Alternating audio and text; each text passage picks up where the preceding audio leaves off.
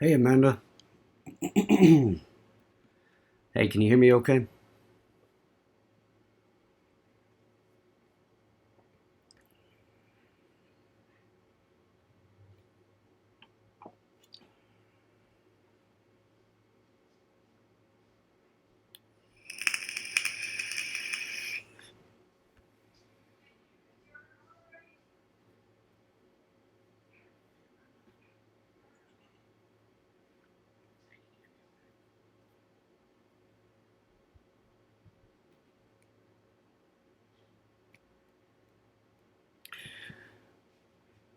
Afternoon, afternoon. I think you're the only one in here right now. I got started a little bit late. I was trying to finish up the presentation. Um, but I'm just going to give everyone a minute to try to log in, whoever is going to be here. Oh, by the way, while we're sitting here, this is one of my favorite shirts, just to let y'all know.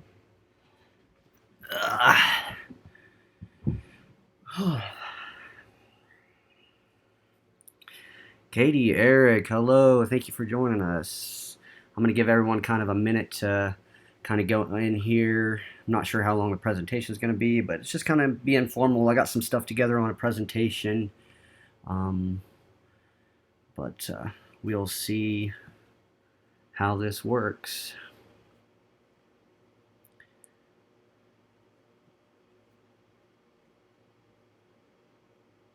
I'm going to go do a couple of shares real quick, and I'll be right back.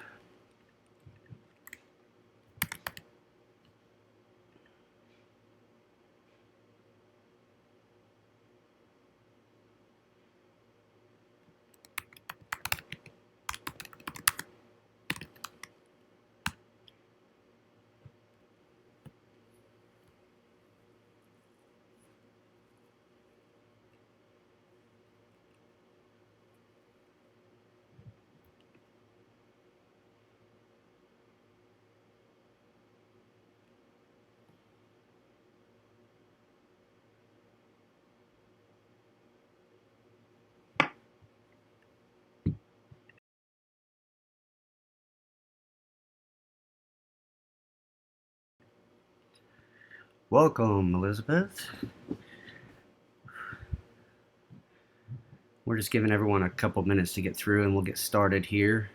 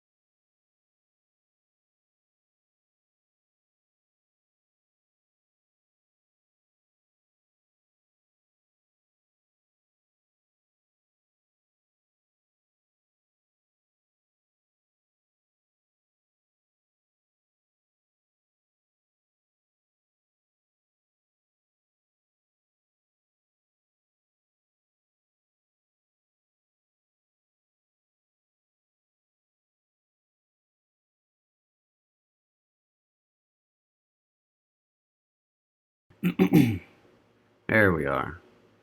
Okay, everyone hear me all right?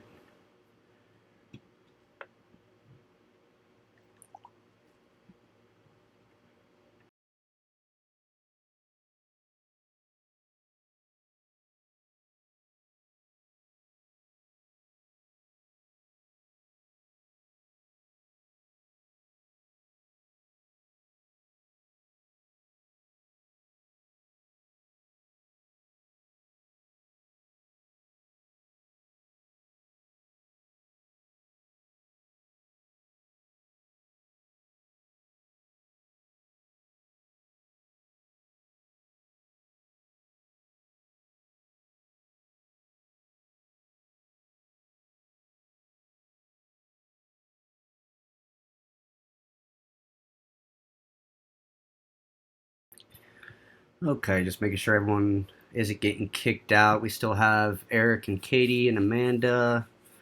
See three on here. Just making sure that everyone's on. Making sure everyone is logged in. I'm not sure if it's kicking everyone out or because I keep seeing it go up and down. So I'm just making sure here. We'll get started.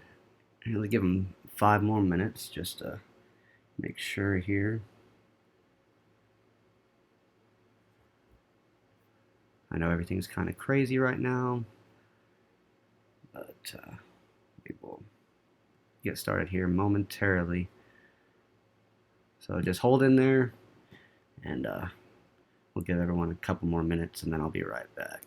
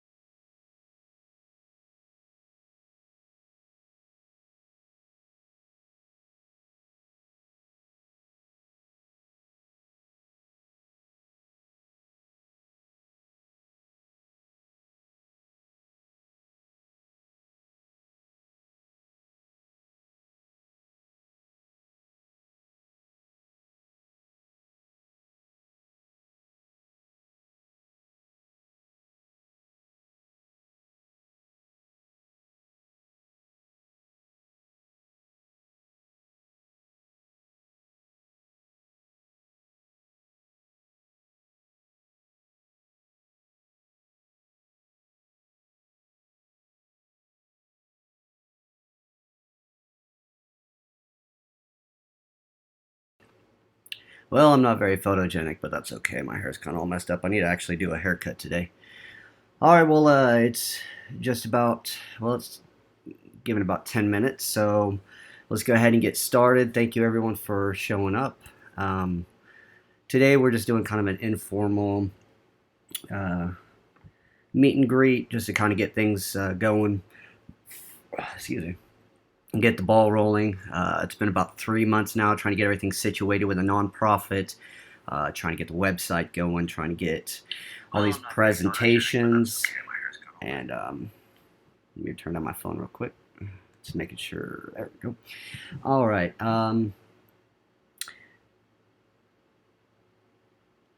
I've had headphones. For some reason, I can't hear anything at all. Can you hear? Oh, it looks like, yeah, it kind of kicked me out. Can you hear me now? I did have I have my network gear in here, so I turned off the sound, but it should be back on. Can everyone hear me now? I think the sound should be on now. Just send me a message if you can't hear anything. And there's also might be a delay. Make sure we can hear me.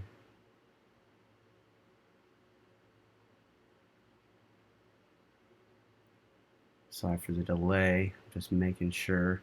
Go ahead and message me, Amanda, if you can hear. If I can't, then I will. I don't want to start the presentation without being able to hear me.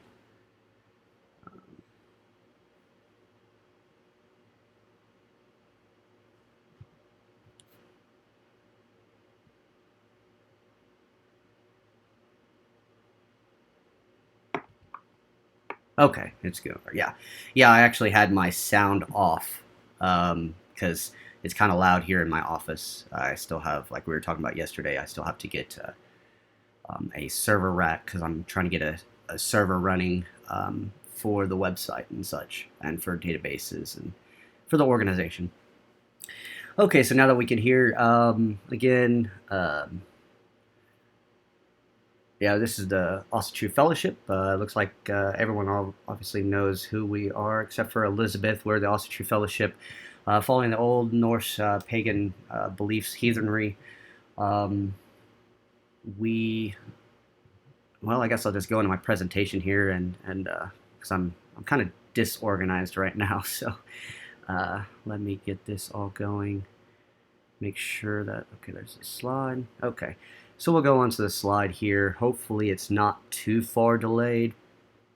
But this is the Ásatrú Fellowship meet and greet for August 4th. I believe that's what today is. It is. And we'll go through here. Excuse me. The introduction. My name is Thor William Fundley Odenson. I am the Ásatrú goalie.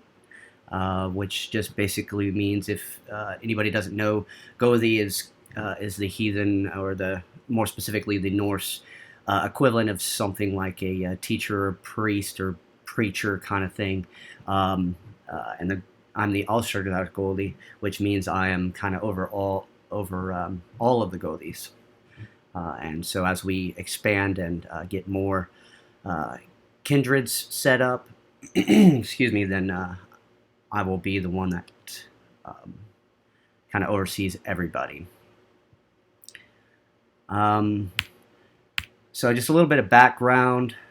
Let me go ahead and set. There we go. Okay, I'm still getting used to this software, so I apologize. So background information on me. Is I was born actually Matthew Don Cates. That was my given name. My father, my biological father, was never really around. So after I was raised Baptist Christian, and I wanted to be a Baptist preacher. My stepfather was a Baptist preacher for some time, and that's kind of how I was raised. And so, excuse me, as I grew up, I became very involved with the church and doing. I was going to be a missionary and do all kinds of, become a preacher. After, excuse me, when I was 17 years old, I joined the U.S. Army. I did a tour in Iraq. I was in the Army for about 8 years, and then did one tour in Iraq. And after I came back, after seeing the death and all this, I started questioning a lot of things that my life had presented. Just really questioning everything. As we're growing up, we're only told by our parents and follow the culture that we understand. And mine was the Christian background, and I started to question what I believed and what I wanted to believe, based on, well, I say a lot, don't I? So after Iraq, I started getting more into my DNA ancestry, doing more look into what my actual culture was. My biological father was never around, so I never really had any background for the most part of who I was, what my ancestry was. After doing that ancestor DNA, I found out that I was 70% Northern European, specifically on the Devon and Cornwall um, side, which is the Cornish people. They are actually still trying to uh, kind of bring about their culture back. I'm 16% Irish Scottish, which is why you see my red hair here. Uh, I've always kind of considered myself more of a Scottish type, but more Northern European it seems. Which at the time they've all kind of mingled, all the Irish, the Scottish, everything kind of mingled together. So it's very hard to distinguish between one culture and ethnicity, especially now, unless if you already understand your culture and background, and that's been brought down over time. I'm 12% German, approximately, and approximately 2% Norwegian. So all of it is I am white. I am Northern European. So I started looking into the background of what my ancestors followed. Obviously, there was a Christianization period, and in a lot of time, there was a lot of Christianization and forced Christianization from our actual ancestors. So I started doing a little bit more digging into what we believed, what did my people believe before the Christianization, and that's when I came upon doing. It came into the Norse gods. I've never, when I was a Christian, I kind of almost went through the uh, kind of just went through the motions of things. I never really felt, never felt a deep connection to the Christian God, Yahweh or Jehovah, however you want to pronounce, however you want to define him. Uh, it was more of becoming and being accepted by my family and uh, my my stepfather, really, to make him proud. So that, I guess, maybe so that he wouldn't leave, I suppose. So that, but with the Norse gods, I felt that I had more of a deep connection to them. I felt that they were more understanding and more of our, they're our ancestors and part of our kin, and so I felt more connected to them, and I felt I felt that they just offered more than what this all powerful, all knowing God presented. It always felt like I was never enough to the Christian God, that I'm sitting and do all these things. So I started questioning a lot of things. I started to follow the Norse gods and goddesses, and at first it was kind of hard, and I think a lot of you have experienced that as well. To where it's that's why they call it heathenry, as the religion with homework. There's so many different factors that go into it. It's sometimes hard to distinguish between what is actual fact, especially nowadays, since it's what's considered a reconstructionist religion, to where we have some sources, but not all the sources are clearly defined, because they have been destroyed over time. Especially with the Christian side, they have destroyed a lot of our actual texts, or they have been changed. For example, one of our main texts is by Snorri Sturluson. He seemed to present a lot of the myths in accurate form, but also based on the Codex Regis, but also making changes to kind of fit the Christian worldview. So it is sometimes very difficult, and that's why I actually wanted to start the Ásatrú Fellowship, but we'll get into that. So as time went on, and I started seeing started delving deep into Norse gods and goddesses, kind of distinguishing away from the white supremacy aspect of it and the racist aspect, because there's a lot of that nowadays, and I think that's one of the misconceptions that some people have about Ásatrú is the white power kind of thing, and we'll get into that a little bit later as well.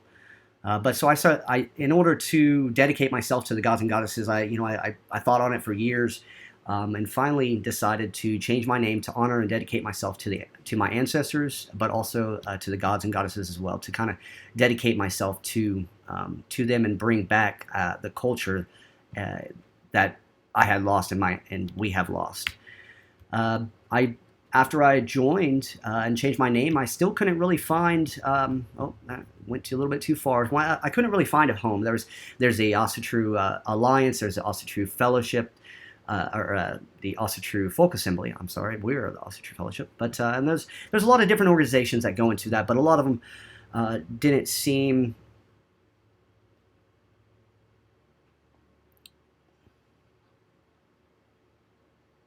Yes, absolutely. They did worship and focus on certain gods based on where they lived and based on their lifestyles as well. So it's kind of complicated as far as there are certain that kind of goes from the differences for those that don't know. With a Christian, there's a Christian God, or which is Yahweh or Jehovah. But with our belief, we do follow certain. Some of us are more prone, I suppose, or more connected to certain gods and goddesses. So yeah, it is tailor based to the lifestyle of one as well. So with that, I was trying to find a home for myself, try to find, where I connected and felt really, well, I guess, yeah, connected. Felt connected to everybody, and it just seemed like a lot of the organizations that I found were more just internet based and kind of didn't really. I just didn't feel connected to them. I felt that they were. Some of them are a lot more racist. Some of them were a lot more universalist. And as I began delving deeper into it, yeah, it does become difficult for us to find that true path, and that's kind of where I was at. It's hard to distinguish between what we really believe, because there's some organizations that believe one certain way, and some organizations that believe a different certain way. I guess the same way that a Christian organization would do, to where there's different denominations, and that's kind of how the heathen path is as well. So to distinguish between what they believed and what did I believe, and going through, and it takes a long process to really kind of define what myself as an individual believe and want to pursue. So, like I stated, most of that I found were racist and white supremacy masked organizations, like the AFA. I'm not going to name a whole lot because I don't want to really delve into that right now. But there's so many organizations that believe in what we call the folkish belief, where only such Northern European can follow our belief path. And while I sort of see some of their, I do understand, I believe, because as I delve deeper into it, I do believe that there is a connection that can only be understood 100%, I would say, kind of between if they're your ancestors or not. However, I also did believe that if you're married into it and you devote yourself 100% to the gods and goddesses, and there's absolutely nothing that that I believe that the gods and goddesses would say is wrong, because that's, as you know, even with Odin, he was son to one of the giants, according to the myths. And then you also have people like, let's see, one thing that really got me was, if you all can see that, Ibn Fadlan, he was not white. He was actually an Arab, and he followed some of the Norse gods as well. So it was some of the things that they present. I'm sure most of you have seen on a lot of the news about the white power and all that kind of stuff. And I really didn't want to get into that. I think they made it more political than an actual path to follow and to feel connected to our gods and goddesses. Again, others were too open, as the Ásatrú community is. That's one of the ones that I kind of thought into it, but they seem to present more of a too open path. Like, it's almost as if, oh, you can do whatever you want, and as long as you follow the gods. But I think there are certain structural components to Ásatrú that are very fundamental to our belief system. So there are certain things that are almost concrete that we can't go away from. So I feel that they were almost in a sense like Christians, and I didn't like that because it seemed like they were only Sunday Norse, I guess, Sunday Ásatrú followers, because they kind of tweaked things and kind of went away from things as long as it followed them. But I think there are certain things that are very concrete, like I was saying. So I feel, in my opinion, that's why I did start the Ásatrú Fellowship. I feel that there's a tribalist mindset is more of a truer and balanced form.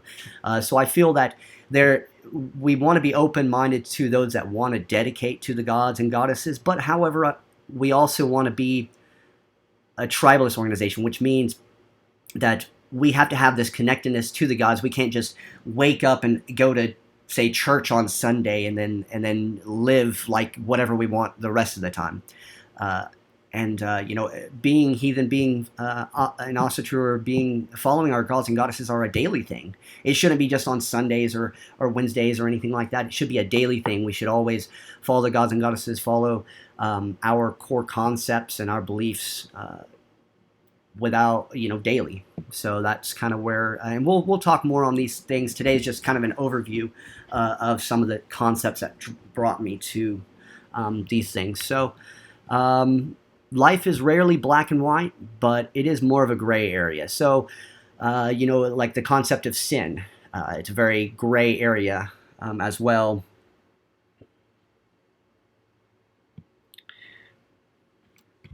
So Eric says, I have found in smaller groups even one common thing we share is we do not like being told what to do, period, as in how one should believe, whether it be universalist or folkish belief. Yes, I agree, absolutely.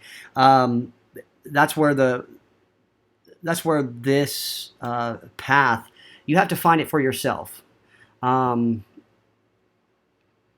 So, and then everything I say is just kind of my opinion. But I do personally believe that it should be kind of a tribalist in a sense, because and we'll discuss more on that. But you are absolutely right. It is, we do not like being told what to do, but as an organization, we have to set some sort of central ideas that we all believe, and that's what a kindred, that's what that's what our fellowship should be about. Is kind of, we don't define it as pure black and white. You have to follow these rules like the Ten Commandments or something like that. Everything is open to subjective terms, and everything is open to discuss. And that is one of the greatest things about our faith as well, that is kind of hard for Christians, incoming Christians that have been raised by Christians, is to understand that there is a lot of flexibility in our beliefs, because like you stated, we do not, we are pretty open to different beliefs, and what I believe is not necessarily perfect for what you believe. And the biggest thing is to follow your own path. And there's, with that though, I present things as more of a tribalist, because I believe that the Norse people were very close together as far as kin, and the concepts of frith and orlog and luck, and everything is central tenet to this family ties, and being close to one another, being close to our ancestors, being close to our kin, and that's why I see it almost in a tribalist viewpoint. I do also believe in some, like I stated earlier, some folkish beliefs, and that comes from the having family. But I think some of the folkish organizations are a little too racist for my taste, and that's that's my personal perception. I do understand why they are that way, but we'll delve deeper into that. That's for another time. Thank you for the comments, though. Again, and Eric also states that how do small tribes of heathens reach the hearts and minds of people who are strongly identify with Abrahamic religions? Honestly, that's not our place. As far as you would, if you're talking about some sort of conversion period, or where we should convert people into heathenism, that's not our job. We're not here to convert. Our perception should be based on our life, our family, our kin. To us, really, at least to me, I don't feel that we should convert per se. A lot of people actually just come to heathenry because they do see a lot of the negative aspects or they don't feel connected to the Abrahamic religions. But as far as trying to reach the hearts and minds of the people, that's not our job. If they feel a calling to the gods and goddesses, then all power to them. We're here. We're here to give resources and to give support. But as far as trying to move people over to the heathenry, that comes at their own cost. If they want to follow the gods and goddesses, then it is their choice, and they have to follow it. Again, that's why it's called the religion. That heathenry is the religion with homework, because to have an honest, true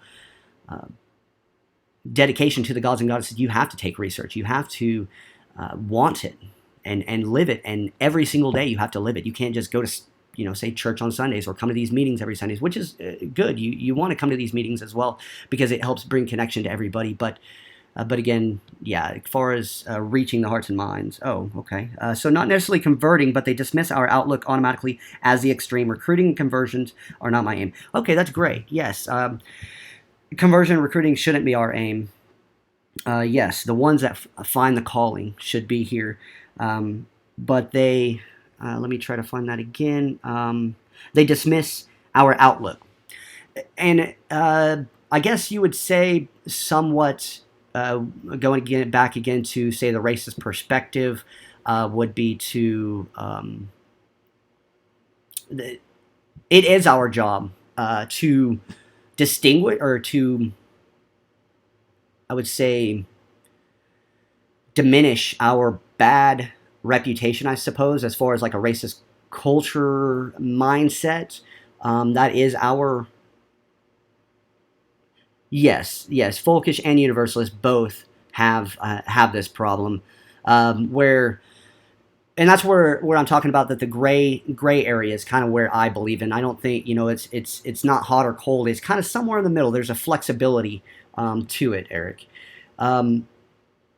But yes, they do dismiss our outlook, and that's not our job really, because we could be going for years and years just fighting and, we're not like this, we're not like that, and but they're going to hear what they want to hear. The only thing that we can do is live how we understand and live, and just present, instead of taking our time and energy trying to fight all of those people. It should be more about finding our path and living it, and then we will be able to show them, I guess, in a sense, because we can't just, we're wasting our energy. If they don't want to listen to what we have to say, there's nothing that can stop us from doing that. We can't change their minds automatically. All we can do is live it. If we live it and we start, if we do start speaking out against things like racism, or we do not, as the Ásatrú Fellowship, we do not believe in, or as an organization, we have put in our core concepts that we don't believe in any form of racism, because it's just ignorant. We don't hate people per se. We do hate some of the things that they do, but that's with everything. We hate certain central tenets, but we are not a racist organization. We want to connect to our gods, our goddesses, and our ancestors, and that is our main focus, and that's what our main focus should be. Because anything that you do, there is going to be racist and hatred towards us, and we can't change their mind per se. We can't force them to believe what we believe. We can only present what we believe, and like I said, it's just almost. I feel. I guess. I would say that I did kind of feel that way at first. I felt that, I need to fight this. No, you're wrong, and no, you're wrong, and this is bad. But you know what? All it ends up on Facebook and on the internet is you're always going to have trolls, and I wasted so much energy trying to change their ideas. I can present my belief. But after that, after I've already stated, hey, this is not true, this is not what we believe, we actually believe this. And if they want to have an honest discussion about it, then I'm more than happy to do so, because I'm open-minded, and we should be open-minded, because there's some things that maybe we haven't thought about, and we shouldn't be turned off by that discussion as well. That's what, that's how we learn, and that's something that we should be accepted for. Oh, that's quite all right, Eric. I was wondering. Yes, Eric. We are open to teach and share what we have in our guts. which educate the folks that may be ignorant in the directive behind what we do generally. Yes, we are in the Midwest, or I am from Oklahoma. I am in Oklahoma. I know. I think most of us so far in the Ásatrú Fellowship are from Oklahoma. There are a few people that are in different states, and as we continue to expand, we'll see more of that. But if for those that aren't in the Midwest, such as Oklahoma, Texas, those we call it the Bible Belt, and so there is going to be a lot of pushback from the Christian organizations. And what I feel that something that we do have to do is be who we are, and just the only way that we can really change their minds is by living it, by and putting out these things and dismissing and showing what we actually do believe in. We don't we don't sacrifice babies, and we don't worship the devil, and those things that we can present. But as far as trying to make them understand, they're going to believe what they want to believe. Hey Odin, hey Freya. Sorry, my pits just came in, Odin and Freya, and they are licking me, so I hope I'm not too distracted here. Missouri and Illinois, awesome, Eric. Yes, glad to hear. Right, Eric. We're not going to push the topic, and if they do want to truly understand and to discuss it, then we are more than happy to discuss anything. But having some racist bigotry and this concept of where they just want to push us and push us, no, it's just a waste of our energy. But let's go on here, and we will we'll come to those topics in another time. That is something I do want to discuss. We are already 39 minutes in, so I want to kind of get this going because I know people think everyone's got things to do, and we can discuss a little bit more after we get through this presentation if anybody wants to. So I am not an expert. I just wanted to put that out there clearly.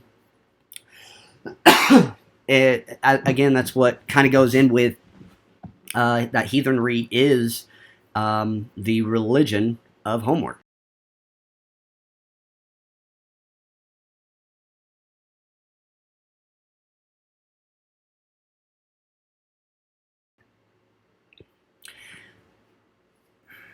Oh, and I apologize. Yeah, I am drinking some beer here. It's my Sunday, so that is going on to a different thing.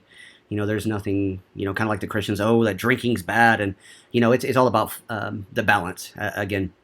But going back to, I'm not an expert on anything. Even though I'm the Al-Shar, I do not believe that I know everything. Life is about learning. Life is about discussing things with people and continually learning on a daily basis. I'm not going to know everything. I'm not going to present myself that I do know everything, because I don't. It's a daily occurrence that I learn. I only presented this organization to help everyone learn together, and hopefully we can. Eric, your pit's name is Ragnar. That is awesome. And you like a lot of the positive responses from your Christian friends. Yes, I think in today's society they are becoming a little bit more understanding because of the internet specifically. They understand. They're starting to see different sides of things, and the excuse me, things are getting dismissed from what we actually believe because of research and the internet and proof. I would suppose to where we don't worship the devil, we don't perform Satanism, we're not devils, and we don't kill babies, and all these different things. So they are becoming more and more open to different ideas, and I think that's because of the Catholic Church and the Christian Church. And I'm not saying all the Christians are bad. I love a lot of the Christians as well. I have family that are Christians. I'm merely speaking in a general aspect that they do seem to push their ideas, or, well, as we talked about earlier, trying to convert people. And that's not what we try to do. So there is everything to learn, and we should do that on a daily basis. So this is the Ásatrú Fellowship. Just a little bit background. When and why was the Ásatrú Fellowship formed? Let me go through here.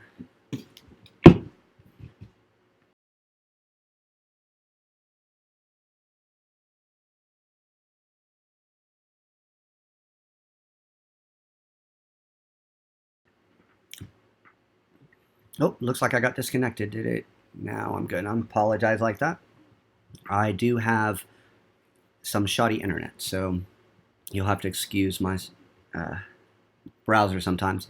So I actually formed the Ásatrú Fellowship on 23rd April 2019, this year. So it's been roughly about 3 months, somewhere around there. But this has been something in the works for several years. It has been on my mind, and I wanted to actually get things going. And there's a lot of um, different changes that have to occur with our nonprofit. I'm trying to get everything set up and organized. But briefly, the Ásatrú Fellowship, what our mission statement per se would be the Ásatrú Fellowship is dedicated to increasing and improving the education and connection to the Norse gods and goddesses, as well as with each other, through free educational programs, charitable services, and spiritual counsel. So our main focus really is education. It's not conversion. It's not about making money, about building big churches and kins and, hearths or hoths.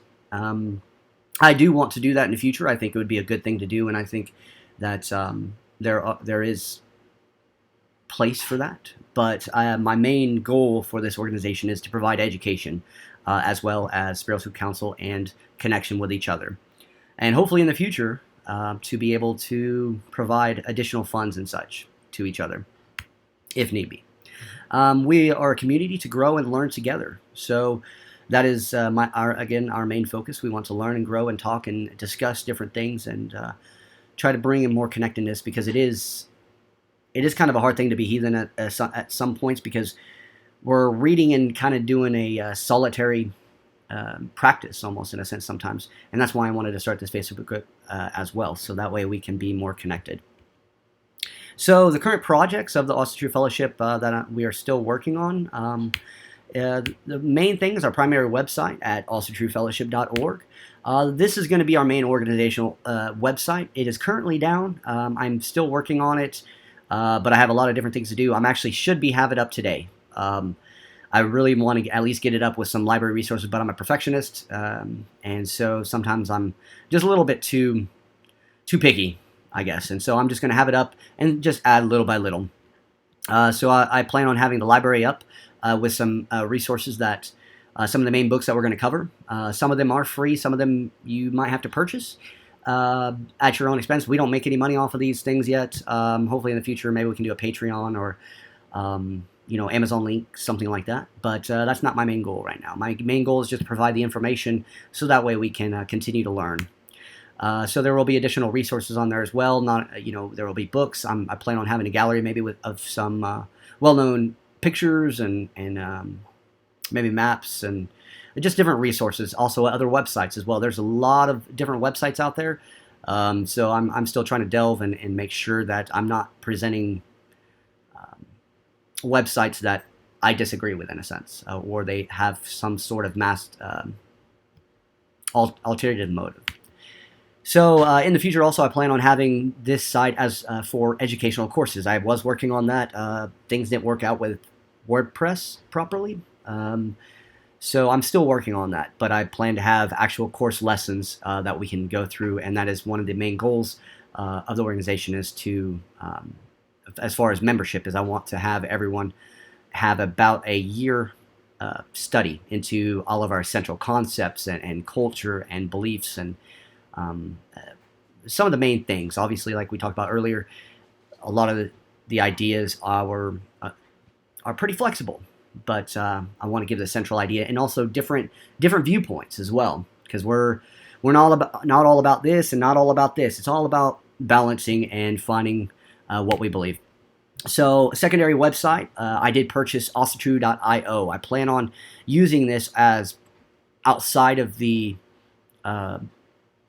nonprofit. This will be for such things as forums, a store for merchandise, maybe to give it, because with a nonprofit, we can't really. There are certain things that we can do, but certain things we can't. So those things that we can't profit off of, then maybe the store will provide. I'm still looking into how the legality of everything with a nonprofit is, but we can't make a profit off of things. But it takes money to run these organizations. It's not about the money, but it does take money to, and also that might help also to do our charitable service as well. So these are things that are in the works, trying to figure everything out. I don't want to present and I don't want to talk too much on it because I'm not quite sure. The Ásatrú.io might just be a forwarding domain.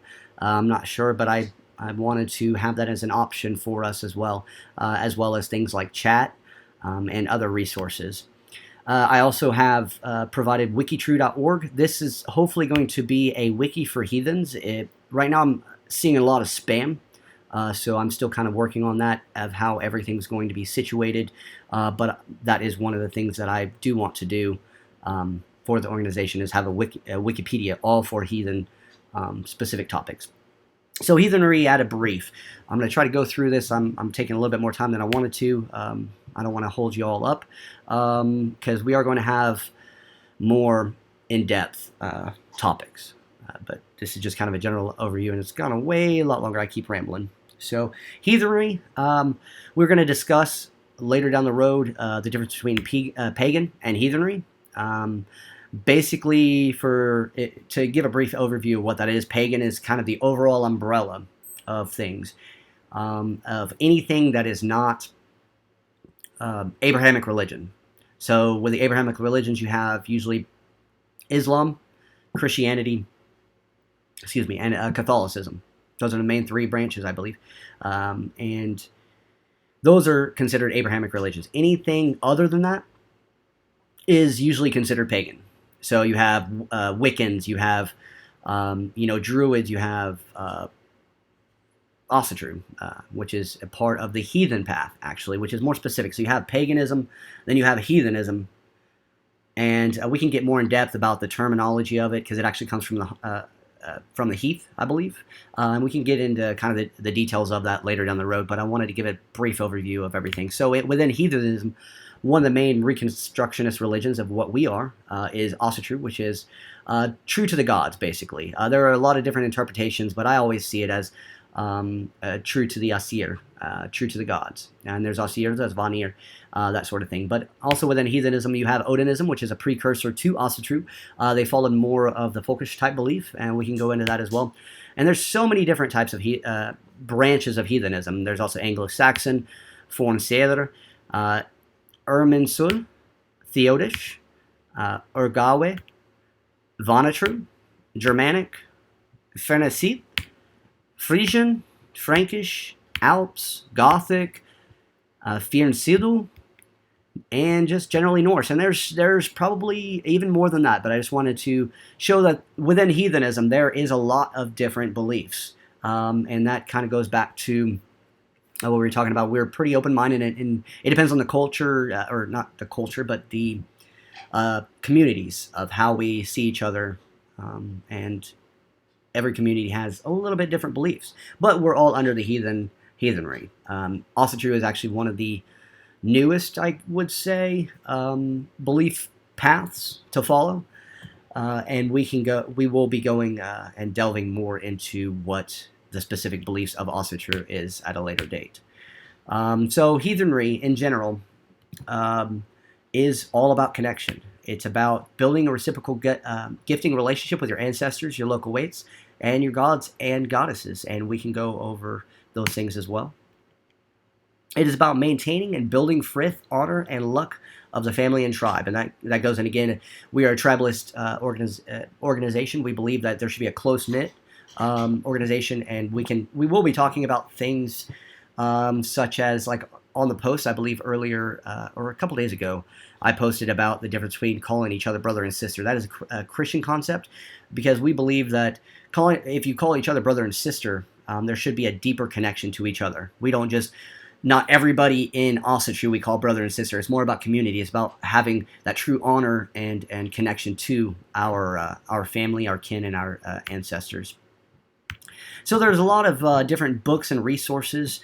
We start off with the old texts. I'm just going to run down some of the things that we will be discussing and will be finding in some of the old texts. One of the main things that we see is poetic and prose eddas. Those are the main texts that we usually use, which has the Havamal, the Vospa, and a lot of the even the Icelandic texts as well, such as the Saga of Icelanders, have a lot of our texts that has stories and well, I guess stories and some of our history about the Icelanders as well. Ibn Fadlan and the Land of Darkness, as I showed earlier. Oh, I guess I missed that part. I wanted to show you some books. I just wanted to briefly give you some ideas of some of the things that I have. If you notice over here, right there, that all of these books are books on Norse and heathenry. So I have a wide collection, and we will go over some of them. Some of the ones that I highly recommend: the Poetic Edda. If y'all haven't, for suggestions here, by Jackson Crawford. He is a professor.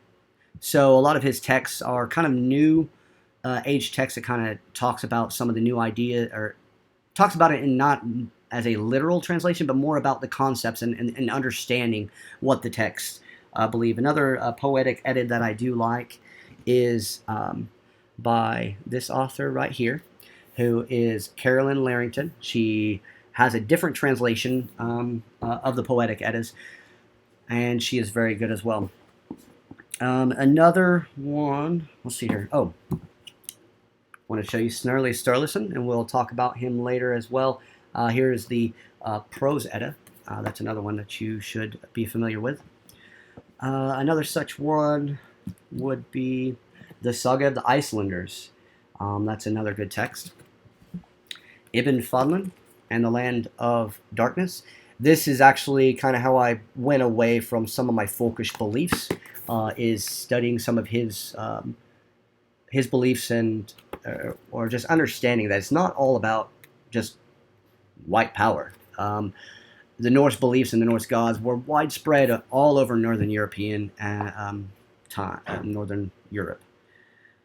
Another such one, let's go down the list here. Okay, the Song of the Volsungs, which I believe I have right here, yes.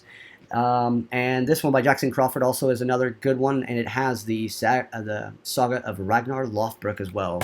Very good text. I love Jackson Crawford. If y'all haven't seen some of his stuff, you can also check on his website, or not his website. Well, I believe he does have a website as well, but on his YouTube videos. Very, very in-depth. He goes even into the Norse languages, the culture, from a very academic perspective. So you're not getting hearsay and all this kind of stuff, and it's a very interesting topic. He is a very good presenter and will give you some good ideas about it, but he is not a follower of heathenry or Ásatrú. So just take it, I wouldn't say per se 100% as far as getting the ideas of our beliefs, but he does provide very good academic presentations.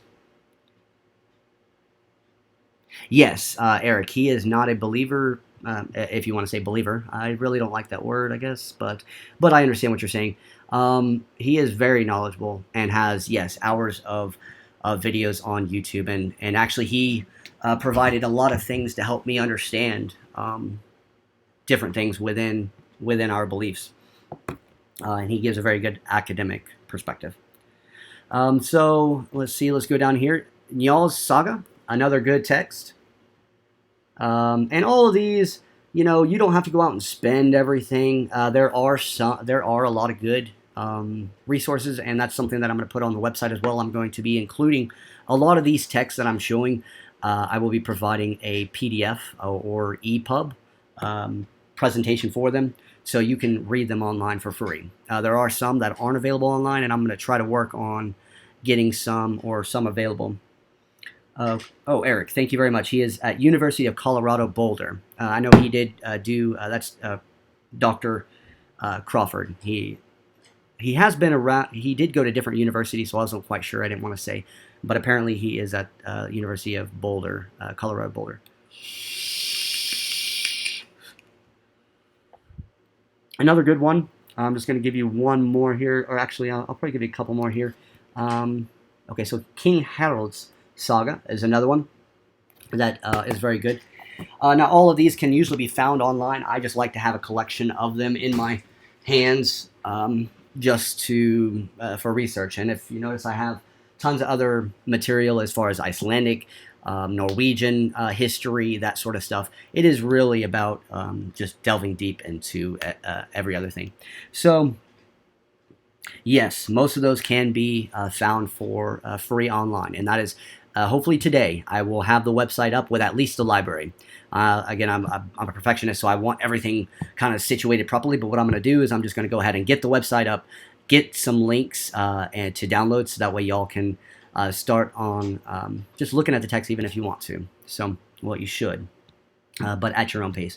And that's something we're going to talk about. Is I'm actually going to just start with next week. We're going to start going into what I believe is I found to be the best kind of tiered understanding of how to understand the Norse texts and beliefs. And I don't believe starting with the prose and the poetic edda is the best idea at times.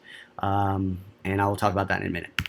So the first thing that I believe that we're going to go over is called The Ethical World Conception of the Norse by Andrew Peter Fors. He provides a basic overview of the world conception of the Norse, and to understand how they believed and how they viewed the world is very important to understanding the prose and poetic eddas, as well as other texts, because a lot of those texts have what we call kinnings. And so these kinnings are basically ways to present the text, and some are literal, some are not. Just like even in, you say, the Holy Bible, some of those stories are literal, and some of those are just merely as a reference to understanding central concepts. Oh, I quite understand, no problem. And I think it's the delay as well, Eric. So I appreciate your comments, because it helps me continue to go forward here.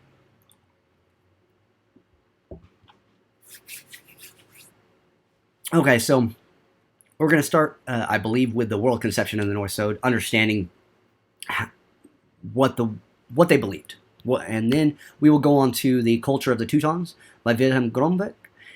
He also provides very good understanding of what the culture was for the Teutonic race.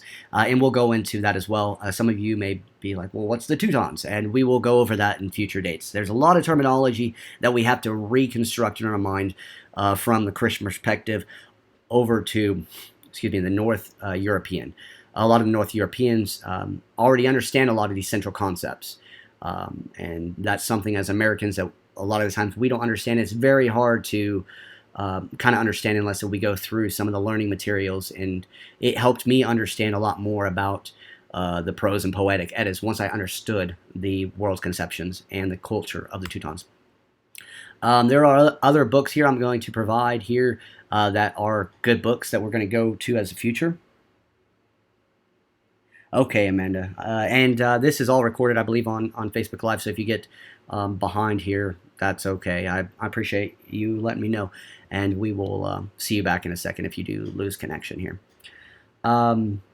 So the rest of these books we will go over in the future, but these are some of the other books that I just wanted to present, so that way you can see later down the road if you were interested in gathering some of these, if you already went into some of the material that I've seen. So some of these I haven't read, some of them I have, but these are suggestions from other heathens as well. So I'm just going to present them here. We Are Good Deeds by Eric Woodening. The Road to Hell, a very good one. Hilda Roderick Ellis Davidson. She actually has some very good material. And actually I have one of them here, which is The Gods and Myths of Northern Europe. She is a very good author. So she is also someone that you should be understood of. The Tradition of Household Spirits by Claude. And okay, that was weird. Another good one, A Piece of Horse Liver, A Lady with a Mead Cup, The Sacred and the Profane, The One-Eyed God, and the Germanization. That sounds really weird, but I think that's how you pronounce it properly. Of early medieval Christianity. So these are some texts that we will discuss in the future. a lot of these have to do also with world conception and culture and ideology of changing our mind from a Christian perspective over to what the Norse people would understand and believe as natural daily life. So other concepts that we're going to explore is frith, which is the base of our soul, our mutual unselfishness. Luck, which is, oh, I forgot my C there, outcome. It's consequences of what is needed, and we'll discuss more on that. Some of these central concepts are they're very based to understanding a heathen perspective, but we'll delve deep into that. Orlog, which is a combination of the father and mother's luck. Dis, which is a family spirits. Filanga, and I'm sorry for, I'm going to butcher these. I'm trying to get my pronunciations better, but they are individual spirits, some mostly personified in an animalistic form. And then we also have concepts of Inagard and Utagard, which is the in the yard, excuse me, and out of the yard. So Inagard is a concept of boundaries. So in Inagard is a concept of your family, your friends, your ancestors, your gods, and your goddesses. Those are things. Those are people that you have in your inner guard. Those are, which goes back to what we were talking about, tribalist understanding. So our inner guard is people that we have directly in our circle, in our belief systems. Because we protect ourselves from the outer guard, or Ultengard, which is out of the yard, which is our strangers, our distant relatives, and everyone else. So these are central concepts to understanding the boundaries of who we let into our circle, because as heathens, we don't let anyone into our circle that we don't respect or honor or believe that can provide good things for our life. Just the same with, you wouldn't just let a stranger normally walk into your house that you don't know. It's about protecting your family, protecting your kinship to each other. So it provides just a close-knit representation of each other. We also go over concepts of weird, which is our fate or our personal destiny. And then concepts of kin. What is a kin? Is it just our direct family, or is it bloodline? How everything like that is. Kith, which is our circle, what we're talking about again, our inner guard, and also folk. So our wider community, our folk is our wider community of those of believers. And I hate using that term, believers, but those that believe the same, some of the same path that we do, and not Abrahamic. So some of the other resources that are very good for everyone to remember is scholar.google.org, or com, excuse me. And this is a website where you can get academic perspectives like Google Books. You can actually go on scholar.google.com and type in, even say what we were talking about here. I guess I got to go all the way back. The ethical world conception of the Norse. You can actually go to scholar.google.com and type that in, and you will actually find online. Google has that for free, but I will also be putting it on the website. So that is a good resource that I usually or sometimes use. So I wanted to present that as well. Another one is Jackson Crawford. So he has been very helpful, and his videos are very well put together to understand certain things. So I just wanted to put that up there as well.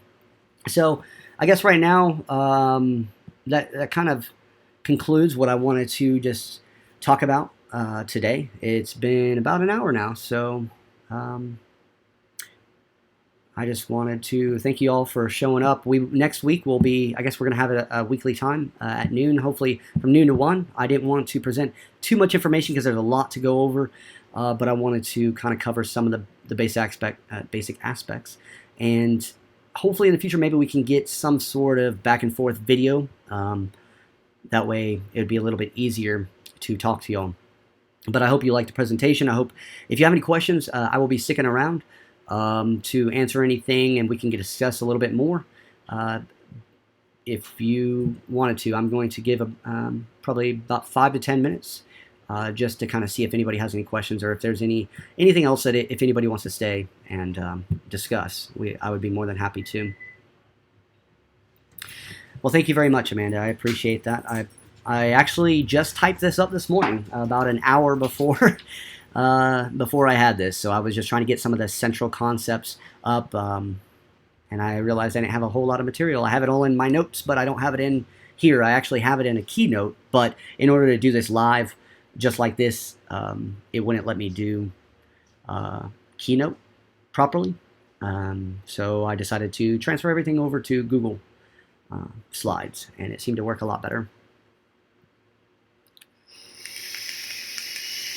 Oh, and I do plan on next week I think we're going to start with the ethical conceptions of the Norse, and we're going to go kind of maybe not an hour long, maybe 30-minute sessions, maybe an hour long, depending on how much material I put together. But I want to start with some of the central ideas and have a reading, I guess, during the week for y'all to see about, and then that way you can have something to ask questions about on Sunday.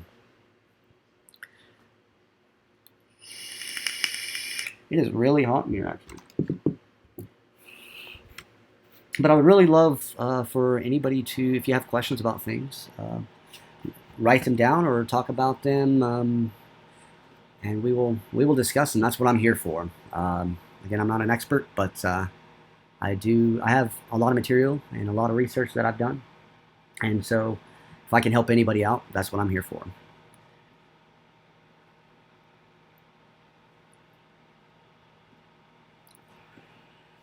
I hope everyone's been doing good. Yes, we do have a lot, and actually, that material, I can go back here. Those are just basic books, honestly. There are a whole lot more books here that we can discuss. In between them. And if you notice, I didn't mention the Norse gods and goddesses yet. That's because we will go into that, Norse gods and goddesses. Excuse me. And things like hell and the 9 worlds. But I think that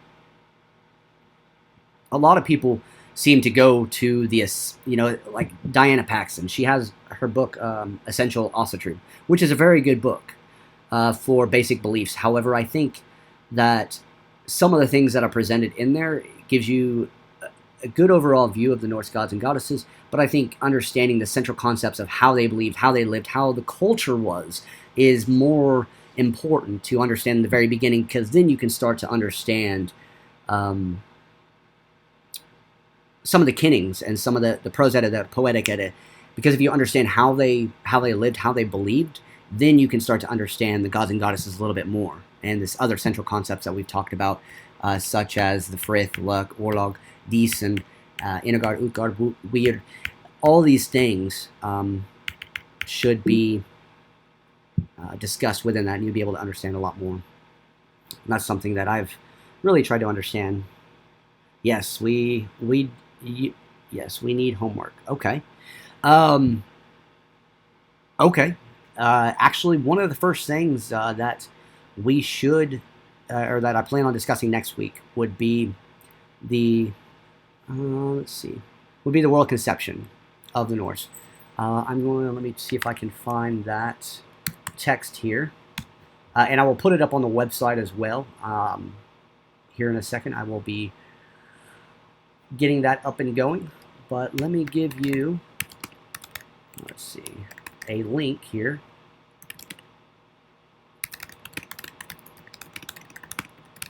So that you can have something to look at. I think this is one of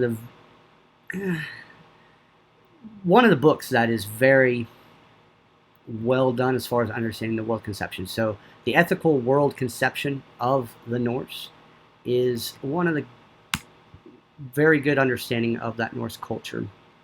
I don't know if that link is going to... Yes, it looks like it did go through properly. So that one, and also Culture of the Teutons, which I believe there is a link online. Culture of the Teutons. That would be another one that if you want to check out. Let's see. Yes, from archive.org. So hopefully I can capture this link here. Is another good beginning book. What I would do though would be, hopefully those two links work for you. What I would do first, um, yeah, there it is. What I would do first is check out the ethical world conception of the Norse first. It's not very long, I believe like 60 pages, but it will give you kind of a central idea of a belief system of the Norse people.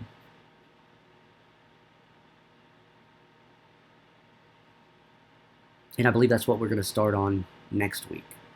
Unless there are other questions or something, maybe we can go over some of the central beliefs maybe next week.